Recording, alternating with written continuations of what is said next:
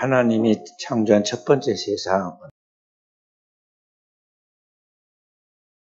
하나님이 하나님 되시고 인간은 그 하나님의 형상과 모양으로서 이 땅의 모든 만물을 축복받아 다스리고 정복하고 누리게 하였고, 이 세상 창조한 하나님 모든 피조 세계에는 우리가 경작하고 다스리고 지배해서 그 모든 것을 통해 하나님께 영광 돌리도록 지어졌습니다. 그러니까 위로는, 우리 머리 위로는 하나님께서 영광을 받으시고 우리를 창조에 주관하여 주시고, 그리고 우리 발 밑으로는 하나님 창조 모든 세계가 우리 발 밑에 있어서 우리가 그것을 다스리고 그것을 개발시키고 정복하고 그 모든 걸 활용해서 하나님께 영광을 돌리도록 하였고, 인간은 그 하나님의 형상과 모양을 가진 영적인 사람들로서, 하나님의 자녀로서 하나님의 것을 잘 관리하고 청지기로서의 사명을 잘 나타내서 이 땅에 하나님의 영광을 온 누리에 나타내도록 그렇게 지었습니다. 그래서 이러한 하나님의 본래의 이러한 세계는 창조한 그 하나님의 섭리를 따라 질서 정연하게 돌아가도록 되어졌고, 하나님 그렇게 하도록 만들었죠. 그래서 이 온 우주를 코스모스라고 합니다. 코스모스라는 건 질서 정연하는 그런 세계라는 뜻인데요. 그런데 이러한 것 세계가 인간이 타락함으로 말미암아 죄를 짓고 타락함으로 말미암아 뒤바뀌어 버립니다.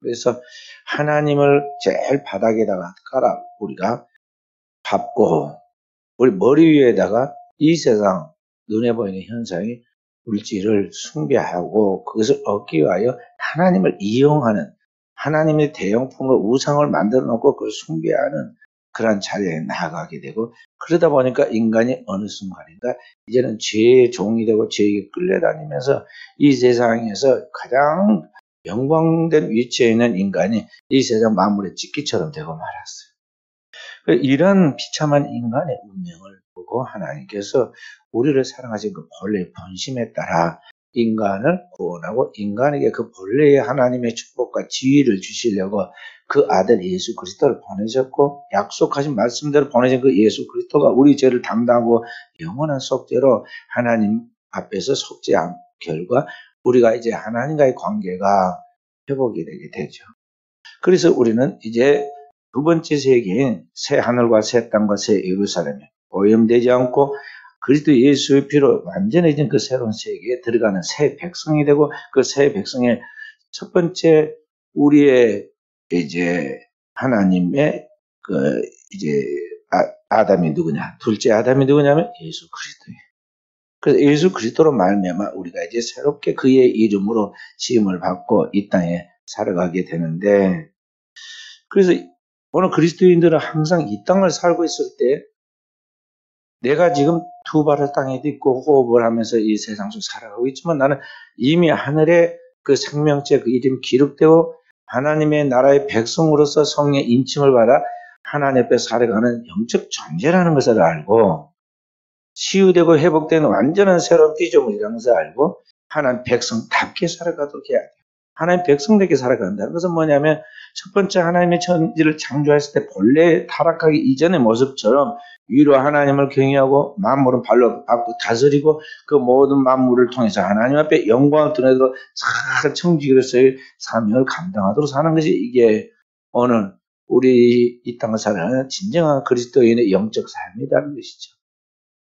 그렇게 되어져야 하는데 문제는 그렇게 되지 않고 자꾸 옛날로 돌아가요. 시계 태엽을 감아놓으면 다시 풀어지듯이 인간은 조금만 방심하거나 조금만 살만해지고 조금만 안일해지면 금방 옛날 근성, 옛날 습관, 옛날 생각이 막 피어나옵니다.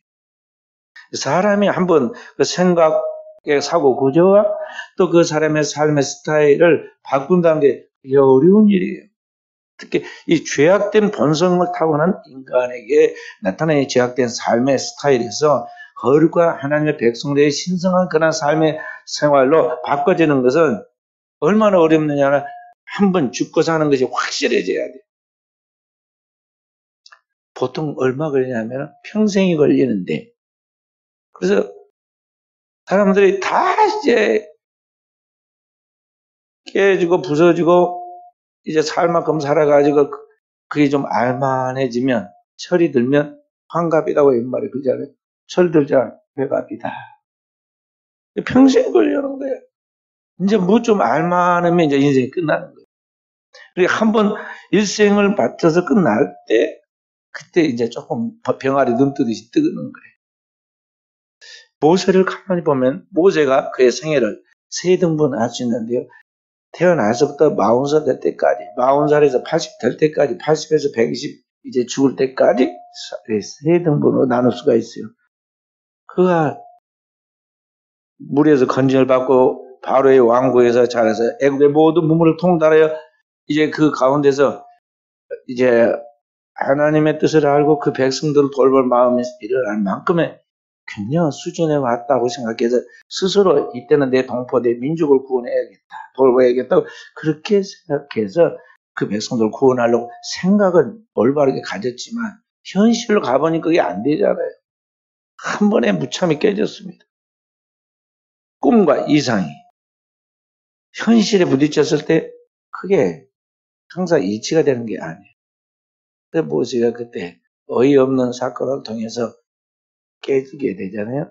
그리고 애굽의 모든 꿈과 지위와 그 모든 배운 학문과 그런 타고난 그 혈통을 다 이제 쓸모없게 되어버리고 그가 이제 그 땅에서 살 수 없게 추방되어서 미디안의 광야에 떠도는 나그네 도망자가 되어서 그때부터 무명에 살아보고 40년 동안 남의 집 그런 이제 품팔이 하는 사람처럼 미디안 제사장의 그런 집안에 맞사이가 되어가지고 밤이고 낮이고 양 끌고 다니면서 양치는 목동으로 전락하죠. 그렇게 지내기를 40년 동안. 그러니까 인간이 한번 이 세상에서 깨지고 다시 영적인 삶의 스타일로 바꿔지는데 40년이 또 걸려요. 40년.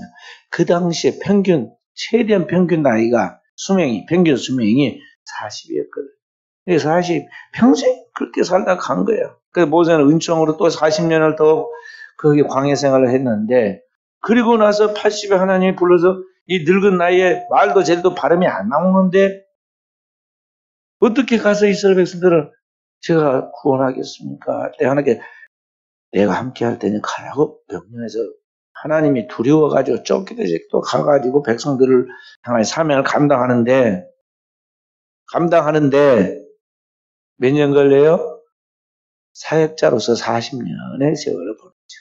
그리고 막상 이제 죽을 때가 되니까 힘이 빠지고 기운이 진하게 빠지는데요. 쫙 높은 산꼭대기까지 자기 걸음을 걸어 올라갈 정도로. 그리고 그가 성경이 모세 오경을 다 기록해서 완전하게 남길 때까지 그런 총명함을 가지고 나중에 그의 후계자 여호수에게 안수할 때 모세에게 있었던 지혜와 총명의 영이 그에게 임했다고. 그런 영성과 그런 지혜를 가지고 늙고 힘이 없어 죽은 것이 아니라 사명이 끝나니까 하나님 그를 데려가서 죽지 않아요. 그러니까 오늘 우리가 이제 하나님 앞에서 그냥 예수 믿으면 이렇게 살아야 하고 저렇게 살아야 한다는 걸 아는 것은 첫 번째 기초고 그것을 끝나는 게 아니에요. 그렇게 살 수 있도록 영적인 체질의 변화, 영적인 그런 삶의 스타일로 전환해서 그런 능력을 갖추는데 40년이 걸린다는 걸 알아야 돼. 그냥 어디 가가지고 대충 뭐 예언기도 한번 받았다, 어디 뭐 집회하는 데 가서 은혜 받았다 그래서 금방 바꿔진 게 아니에요. 뜨거운 불렵병아니까 내 몸이 뜨거워졌다 해서 내 몸뚱이 자체가 원래 뜨거운 건 아니잖아요. 목욕탕에 가서 몸 한번 담갔다 그래가지고 내 몸이 진짜 그렇게 막 뜨거운 거 아니잖아요. 나오면 또 마찬가지예요. 그와 같이 우리가 즉흥적으로 어느 순간에 그런 영향을 받아가지고 그런 것과는 실제로 다르다는 거예요. 완전히 변화되어 새로워지는데 이런 것들은 뭐냐면은 마치 모세가 애굽에서 나와서 미디안 광에서 호렙산에 하나님과 독대하면서 40년을 홀로 머무르는 그런 자기 훈련의 과정, 자기를 부인하는 과정, 철저히 자기를 쳐서 복종시키는 과정을 통해서 드디어 하나님의 음성이 들리고 하나님이 임재하셔서 그에게 말씀하신 그 말씀을 체험하면서 하나님의 완전한 뜻을 깨닫게 되고 그 하나님이 그와 동행하여서 말할 때 그 말한 것이 실제로 행동으로 그의 삶 속에 나타나고 표적과 기적으로 나타나게 됐다는 거예요. 그래서 오늘 우리는 이 세상에서 마귀가 수없이 우는 사체로 삼킬자를 찾고 이 세상에 거대한 홍수에 떠밀려 가듯이 그 흙탕물 막 홍수가 밀고 내려와서 거기에 그 누구도 그걸 벗어날 수 없음 같이 이 세상의 죄악된 홍수 속에 인간들이 그 사상의 문화의 영향을 받고 그 세속주의의 영향 속에서 우리가 그렇게 죄악된 삶을 살아갈 수밖에 없는 때에도 물질주의 문명 속에서 머티리얼리즘, 물질주의 그 물질 만능주의 사상과 그런 문화 속에서 물질을 절대적으로 우상으로 삼고 살아가고 있는 그런 현실 속에서 오늘 우리가 그런 것들을 다 깨뜨리고 하나님의 본래 우리에게 말씀하시고 창조하신 그 섭리를 따라 그리스도의 피와 성령으로 거듭나서 영적인 사람으로 새로운 피조물이 지어진 오늘 우리에게 요구하는 그 말씀을 따라 영적 삶을 살아 하나님을 기쁘시게 하려고 하면 오늘 여러분과 저는 하나님의 교회, 영혼의 이 영적 광야와 같고 하나님의 학교인 영혼의 이 집인 이 교회를 통해서 철저하게 자기를 깨뜨리는 무장된 신앙생활이 필요해요. 적당히 해가지고 여러분 신앙생활에서 그게 나오는 게 아니에요. 아니다니까요. 사람들은 모세가 다시 돌아왔을 때 이 애굽의 왕도 네가 누구냐? 여호와가 누구냐? 네가 말하는 여호와가 누구냐고 다 무시했어요. 이스라엘 백성들도 모세에 대해서 좀 듣기는 들었지만은 지금 현실로 보는 건 처음이거든요. 모세가 누구냐고 다 무시했어요. 그래도 그 모세가 돌아왔을 때는 완전히 처음과 완전히 질적으로 다른 사람이었다고요. 옛날은 사회적 명성과 명예와 지위가 있었지만 영역이 없어서 하늘과 땅을 가르는 영역이 있어야 영역이 없어가지고 한 번에 깨져버렸지만 지금은 겉모습은 초라하고 늙고 볼품없이 보이지만은 그의 말 한마디 한마디가 애국과 전 세계의 그 당대의 생명들 사느냐 죽느냐의 생명을 결정하는 그런 파생, 그런 영향력이 있는 사람으로 영적 사람으로 완전히 권세 있는 사람이 되어 돌아왔잖아요.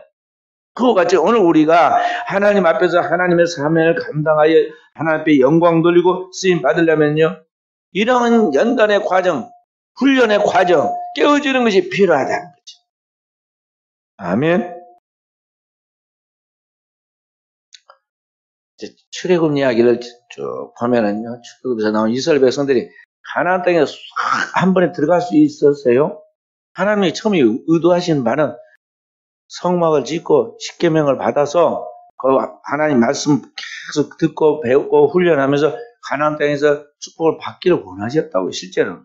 그런데 그 백성들이 광야에 가서 40년을 다시 들어가서 한 자리를 거의 한 자리를 뱅뱅뱅뱅 봅니다. 신광야라는 광야에서 거기들이 같은 자리를 이게 계속 뺑뺑이를 도는데 그런데 그렇게 된 이유가 뭐냐면 그 백성들이 하나님 말씀을 들었고 성막을 짓고 그 하나님 법궤를 거기에 모시고 하나님 십계명을 받은 그것을 그들이 묵상하고 있지만은 조금만 나태해지면은 조금만 살만해지면은 뭐가 나오느냐면 옛날 습관이 나오고 옛날 기억이 나와요. 그래서 애굽이 더 나았다. 그때가 좋았다. 항상 사람들은 지나간 과거가 현재보다 나았다고 그렇게 생각이 들어요. 왜냐하면 그날이 젊은 날이었고 지나고 나면 다 추억은 아름다운 거거든요. 그리고 애굽에서 그때 노예 생활할 때 혹독한 것은 다 잊어먹고 그때 좋았던 것만 기억이 나는데 그때 뭐가 좋았어요? 비록 노예 생활했지만은 고기 마음대로 먹었다 이게 주인의 그 가마솥에서 주인께 드리려고 했던 그 솥에 있는 거 공식적으로도 먹고 비공식적으로도 빼서 먹고 가마솥에서 고기 꺼내 먹었던 그 추억 또 주인의 상에 드리기도 하지만 남은 거 거기에서 파와 부추와 수박도 먹고 근데 이게 뭐냐 이 말이에요. 지금 현재 낮이고 밤이고 하늘과 땅 사이에 있는 거 아무것도 식물이 없는데 맨날 먹는 것은 뭐냐 매일 아침 새벽이면 이슬처럼 내리고 해가 뜨면 사라지는 만나라는 음식인데 그것만 계속 먹으니 우리가 정력이 쇠해가지고 그렇다. 또 먹는 음식도 이 단 한 가지만 먹는데 똑같은 거 먹으니까 아주 시시하게 느껴졌어요. 그래서 모세에게 이렇게 말합니다. 우리가 이 하찮은 식물을 먹고 정력이 쇠하였다. 거룩한 하나님께서 그 백성들에게 매일 일용할 양식인 만나를 내려줬는데 그 하늘의 음식을 그들은 하찮다고 해서 하찮다. 왜냐면 매일 먹고 뭐 가만히 있어도 농사 안 짓고 노력 안 해도 매일 아침에 나가기만 하면 이렇게 수북이 쌓여서 자기들이 먹을 만큼 다 가져왔거든요. 흔하게 가져와서 그러니까 하찮다고 그랬어요.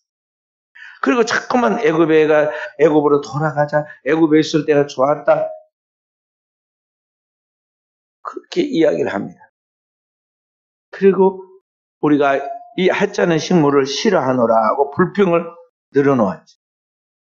그러니까 하나님께서 그 백성들의 그 근성, 죄악된 본성에서 흘러나오는 그러한 근성들을 고쳐서 신령한 하나님의 백성으로서 하나님의 나라와 하나님의 의를 구하고 영원한 하나님의 백성으로서의 거룩한 삶을 통해서 자손 만대 구원받고 축복받도록 하기 위해서 그런 믿음의 조상들을 만들기 위해서는 이 백성들을 그냥 두서는 안 되겠어요.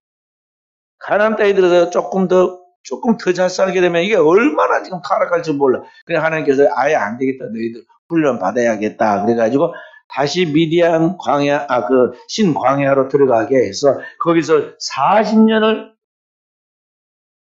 고생하면서 훈련을 받게 하잖아요. 그렇게 해서 결국에는 그 땅에서 늙고 쇠하여 다 죽고 그들이 불평한 대로 그렇게 입술에 열매를 짓게 하신 하나님께서 그들의 말대로 되게 했어요.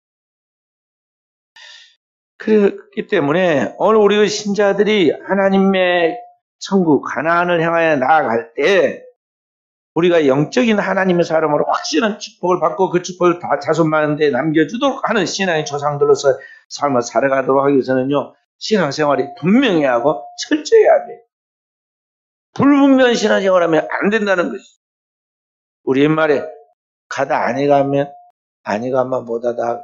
가다 중단하면 아니 가만 못하다. 그죠? 그러니까 이게 뭘 흐지부지 하지 말라는 거죠. 이거 안 하면 내가 죽는다. 그러니까 꼭 해야 한다. 내가 안 하면 아무도 할 사람이 없다. 내가 감당해야 한다.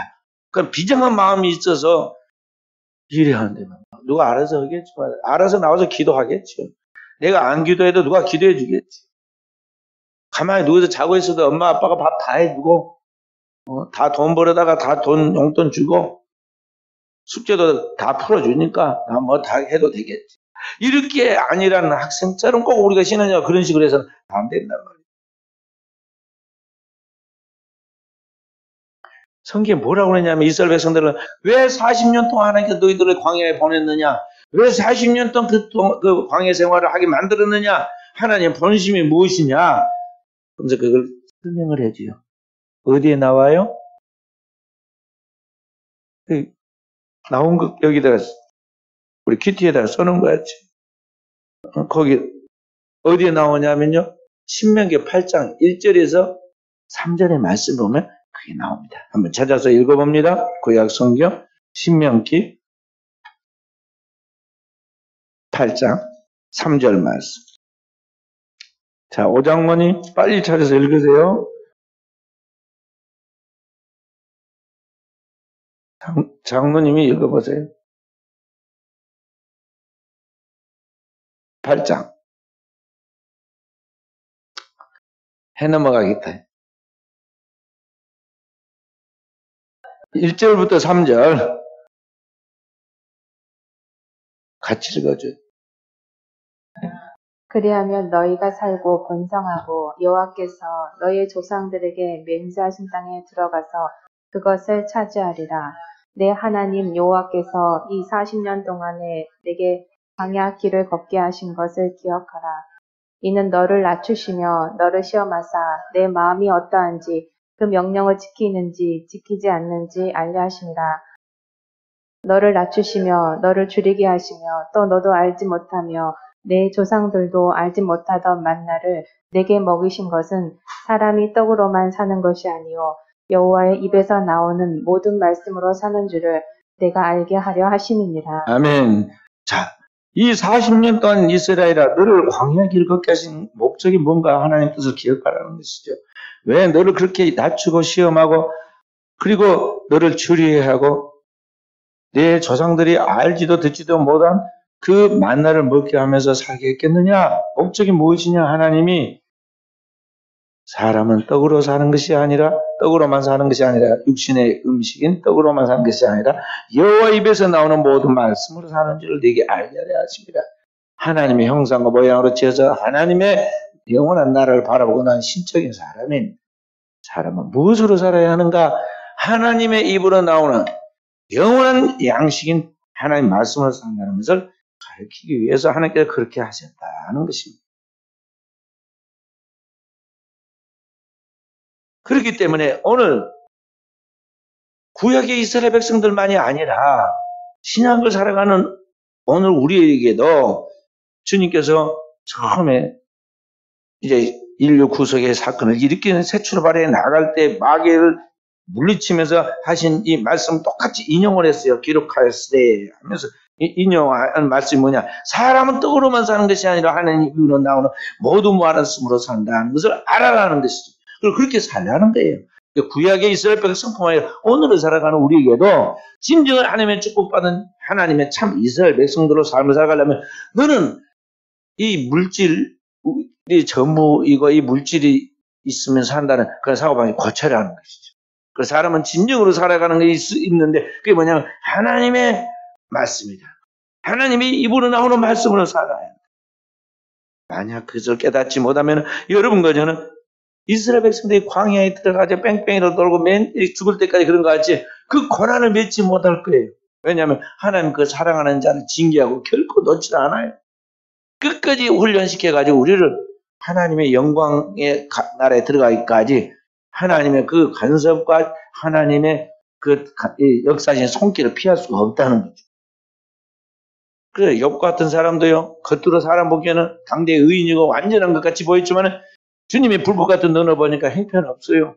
그래서 주님께서 얼마나 깨뜨려 버립니까? 그 욥이 그러지 않아요. 그가 나를 단련하신 후에는 단련시키 깨뜨리고 철저하게 부숴버리는데 그 하나님의 매는 무서워. 광야에서 40년 동안 완전히 죽어버리잖아요. 죽고 그의 후손들이 살아서 약속의 땅 가나안에 들어갑니다. 욥도 완전히 살았지만 죽은 것 같이 돼버리잖아요.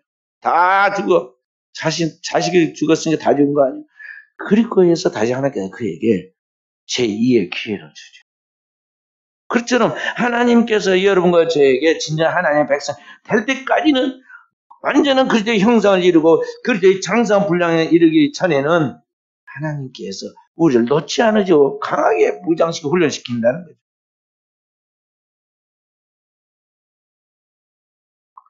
그 하나님의 연단을 피하기 위해서 인간적 수단 방법을 다해가지고 그렇게 사는 사람이 얼마나 많은지 몰라. 그래서 다윗은 피하지 않고 직면합니다. 내가 수단 방법으로 안 살겠습니다. 악인의 길, 죄인의 길에 오만한 자의 자리에 어울려가지고 뭔가 내가 출세하려고 않겠습니다. 오직 주의 말씀을 주야로 묵상하는 자리에 서서 의인의 길을 인정하여 하나님 앞에 내가 복받겠습니다. 고백하니까 하나님이 그런 막 어떻게 수직적으로 축복하시지 않으면 베들레헴의 목동에서 이스라엘 최고의 명성 있는 장소로 더 나아가서 그는 이스라엘 세 번 기름 부어서 통일 왕국의 왕으로 더 나아가서 인류를 구속하신 예수 그리스도의 조상으로서 아브라함과 다윗의 혈통을 타고 이 땅에 오신 그리스도 예수의 계보에 오르게 하죠. 그런 우리가 축복을 받아야 돼요. 제가 목회하면서 목회자로서 저도 인간적인 생각을 안 들겠어요.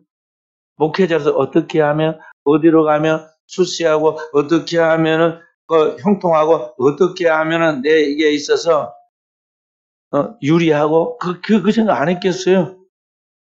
다 하죠, 다 해. 그 방법을 모르겠어요. 그렇지만은 한 번도 그 방법을 쓰지 않았어요.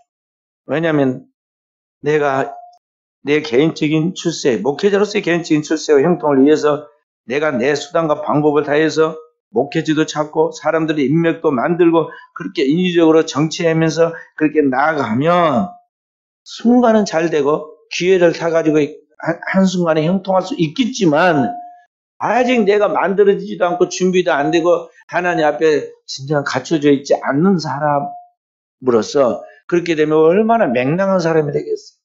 그리고 얼마나 하나님 앞에서 한순간에는 쓰임을 받는 같이 보일지 모르지만 하나님 나라의 상을 받겠으며 영광을 누릴 수 있겠느냐, 하늘의 영광을 누릴 수 있겠느냐. 둘 중에 하나를 내려놔야 돼. 십자가의 좁은 길로 걸어가야지. 그렇지 않고 인간적인 수단 방법으로 내가 나를 만들어가지고 내가 나의 뭘 하려고 하면은 성경에 나온 모든 낙오자들, 실패자들의 그 악인의 반열에 죄인의 길에 서게 된다는 거죠. 선택해야만 했다고. 사람들에게 인정을 받고 사람들한테 무시당하지 않고 조금 더 자존심을 지키면서 울줄거리면서 할 것이냐 아니면은 짓밟히고 무시당하고 사람들 앞에 손해를 보고 그렇지만은 결국 하나님 앞에서 내 인생 후회가 없는 인생으로 살 것인가 뭔가 하나님 앞에서 내가 선택해야 했어. 그리고 끝까지 사람들 무시해도 한 길로 걸어갔는데 그렇게 이제 사역을 하다 보니까 그 사역의 이제 후반부에 지금 와서 하나님의 모든 시련과 연단과 그런 고난의 과정들 거치면서 지금 단계에 와서는요. 진정으로 하나님 앞에서 살려고 하는 사람들마다 인정해주고 도와주려고 하고 정말 같이 함께 일하고 싶다는 사람들이 생겼어요. 교회 안에 우리 성도들 중에도 그렇게 갖춰져 가고 있고 교회 밖에서도 많은 그런 일꾼들이 협력해 간다. 그래서 이 총회 출입에 가는 가운데서도 그러고 또 이제 초교파적으로 활동해 가는데도 그래요. 하나님의 나라에 하나님의 백성들 일이 가니까요. 이런 것들이 초월해지는 거죠. 그래서 제가 해외 집회 중에 만나는 어느 장로님은 자기가 본 대부분을 오직 영혼 구원을 위하여 선교에 쓰는데요. 그 장로님이 참 모범적으로 보니까 그 교회 담임 목사님을 얼마나 충성스럽게 잘 섬기는지 몰라요. 권위대 끝까지 그분 그 목사님 은퇴하실 때까지 은퇴하실 때. 그 은퇴하신 목사님도 그분 장로님이 한 10살 차이 장로님도 많으신데도 그렇게 끝까지 하고 그리고 그분이 해외 선교센터 아시아에서 제일 사람을 많이 죽이는 데 캄보디아인데요. 킬링필드를 더해서 인구의 3분의 1을 몰살시켰다고. 글 좀 쓰고 지식이 조금 있다는 사람들은 다 죽여버렸어요. 그래서 글 가르칠 사람이 없어요. 그날에 우리나라 선교사들이 좀 들어가서 최고의 그 나라에서는 최고의 학부가 되었기 때문에 연합 장로 신학교도 세우고 나가자 일반 초등학교, 중학교, 고등학교, 대학교까지 그냥 신고만 하면 다 허락을 해줘요. 최고의 대우를 해주고 거기에 캄보디아의 최고의 선교센터를 세웁니다. 150명이 들어가서 생활할 수 있는 선교센터를 냉난방식을 다 갖춰가지고 우물도 파가지고 깊이 파가지고 수질로 좀 해가지고 세워놨는데 거기에 중공 예배를 딱 드리게 되면서 담임 목사님 앞에서 저에게 물어요. 거기에 좀 세우긴 세워서 5월달에 중공 1월달 집회를 갔을 때인데 중공하고 나면 뭘 한 게 좋을까요? 지금 뭘 하고 있느냐 하니까 지금은 그 어린이들 이렇게 전도하고 그렇게 지금 그 봉사하고 있다는 그 큰 4,000평 땅에다가 그렇게 선교센터 막 숙식하는데 또 그다음에 야외 예배당 그 만들어놨는데 그것만 하고 있다고요. 그래서 물론 당연히 지역에 선교를 해야 하는데요. 그 지역에서 선교 활동하는 분들이 얼마나 영적으로 시달리고 힘들겠는지 한 번은 선교고 선교센터가 세워졌으니까 그 선교사들을 위로하고 그렇게 한다. 그래서 굉장히 좋을 것 같습니다. 밥 먹다가 내가 지나가는 말로 했어요. 그랬더니 1월 달에 한 말인데요. 그분들 5월 달에 거기 중공 예배를 담임 목사님, 그리고 그 노회장, 해외 선교, 세계 선교부장 오시고 와서 중공 예배 지역의 그 시장들 초청해가지고, 와가지고 거기서 결정을 했어요. 결정을 했고, 집회를 한다. 선교 집회를 한다. 선교 집회를 하게 되면 모든 숙식을 다 대접해야 하고, 교통비도 드려야 하고, 선교비도 드려야 해요. 쉬운 일이 아니에요. 그래가지고 저한테 전화가 왔어요. 집회를 어느 때 했으면 좋겠습니까? 그래서 깜짝 놀라서. 아니, 내년 1월 달에 두 번째 집회를 교회에서 하기로 했는데, 갑자기 무슨 사정이 생겼습니까? 내가 담임 목사님한테 물었어요. 그게 아니고, 해외 집회를 지금 말한다고. 그래서 담임 목사님이 이제 그 장로님을 바로 옆에서 바꿔줘서 이야기를 해서 제가, 우리 교회 집회가 추수감사절이 12월 셋째 주에 있는데, 거기에서 가장 시원할 때 언제냐? 거기가 더운 나라거든요. 그러니까 우리 추수감사절 무렵이 제일 시원할 때라고. 그래서 우리가 추수감사절 집회를 한 주 앞둔 거고, 그럼 추수감사절에 거기 집회를 하도록 하십시다. 그렇게 해가지고 제가 집회를 다녀왔잖아요. 근데 최근에 그분이 또 다시 제가 와서 상담하시기를, 이제 나이도 제가 많고 거기에 다 갖춰졌으니까 이제 이게 하나님의 영광을 위해 아름답게 쓰임 받아야겠고, 잘못된지 않도록 이렇게 잘 해야겠는데 어떻게 할지 모르겠으니까 목사님이 이 부분을 잘 좀 지도해서 인도해 주면 좋겠다, 그렇게 이야기를 해요.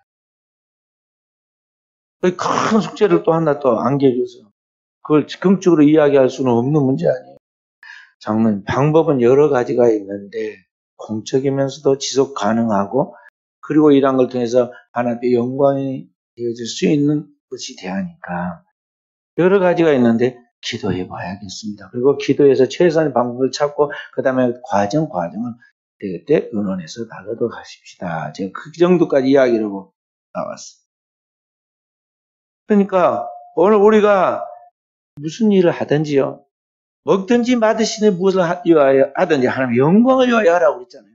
그러니까 우리가 하나님의 영광을 위하여 하면 생명을 살리고 영혼을 구원하는 주님의 지상 명령을 따라서 우리가 그 하나님의 동역자로서 일에 나가면 하나님의 일이 되어지도록 하기 위해서 세계적으로, 민족적으로 하나님의 일을 맡기세요. 그래서 그 일을 통해서 여러분과 제 삶에 필요한 모든 것들도 책임져 주시고 공급하시고 역사하신다, 이 말이죠. 크게 활동을 해야 돼요. 그러니까 내가 막 크게 하려고 나 소문을 내고 홍보를 해서 크게 하라는 게 아니라, 하나님의 그러한 큰 바운더리 속에서 하나님의 성령으로 인도하시는 그 인도하심, 하나님의 성령으로 보여주시는 비전, 그리고 하나님이 우리에게 주시는 성령의 지혜를 따라서 우리가 이 나아가면 성령이 그 하나님의 역사를, 영광을 위하여 해야 할 그 일들을 지시해주고 생각나게 하고 할 수 있도록 모든 것을 갖춰주시고 역사하신다, 이 말이에요. 그렇게 하나님의 일을 하라는 것입니다. 그래서 초대교회 가만히 생각해 보세요. 최초의 신자들이 우리처럼 다 대학 나오고 다 자유인이고 건강한 사람들이 아니었어요. 최초의 교회, 초대교회 예루살렘 교회 신자들은요, 그 당대 사람의 숫자에 들어가지 않는 사람이 동물과 여자가 동급이었습니다. 그런 여자들, 또 그 전에 노예제도가 있는 노예들, 그 다음에 병든 사람이 얼마나 많은데, 성경 보면 맨날 병 고치는 이야기 나오잖아요. 병든 사람들, 귀신 들린 사람들, 그런 사람들. 그 다음에 그 당시에는 오늘날과 같은 이렇게 사회복지가 되어 있는 시대가 아니란 말이죠. 그러니까 사회에서 아무 경쟁력도 노동력도 없어서 버려져 있는 불쌍한 고아와 과부들, 이런 사람들이었어요.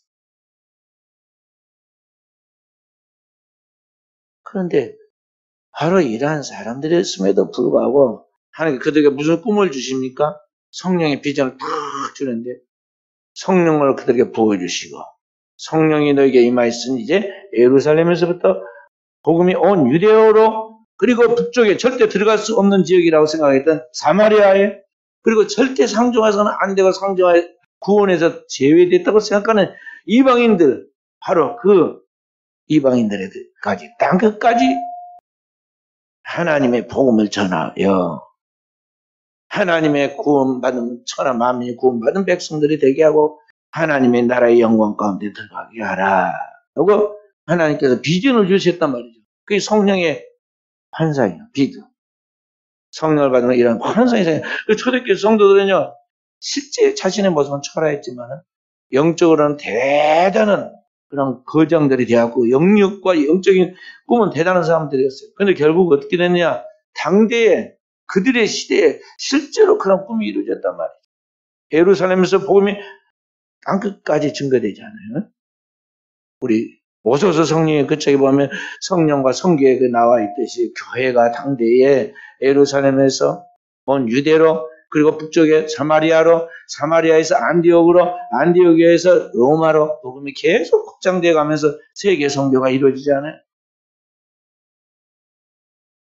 오늘의 시대도 마찬가지다. 우리가 정말 깨어있고 하나님의 마음을 가지고 하나님의 성령에 사로잡혀 이끌려가면 하나님이 우리를 민족적으로 세계적으로 쓰신다는 걸 알아야겠어요. 그래서 우리는 이 시대에 하나님의 성령의 사람으로서 하나님 앞에서 우리가 어떻게 살아야 할 것인가 무엇으로 살 것인가에 대하여 세상적인 가치관을 따라서 물질주의 우선으로 살아서는 안 되고 하나님의 말씀으로 사는 하나님의 백성으로 살되 하나님의 나라와 하나님의 의가 이루어지도록 오늘 우리가 그러한 것들을 항상 첫 번째로 우리 자신 안에 갖춰서 그래서 먼저 우리가 살게 되고 내 영이 살면 오늘 나의 삶을 통해서 모든 것들이 형통해지니까 그러한 가운데서 하나님이 우리를 어떻게 쓰시는가 우리의 교회를 어떻게 인도하시는가 그리고 우리 성도들과 그의 자손들을 어떻게 하나님 축복하신가를 체험하고 지켜보고 그런 가운데서 그 모든 하나님의 영광을 온 세상에 나타내도록 해야겠다는 것이죠. 그때 하나님이 우리의 삶에 개입하셔서 순간순간 도우십니다. 그게 기적이에요. 나를 믿는 너에게 이런 표적이 따르리니 그랬잖아요. 따라오는 거예요.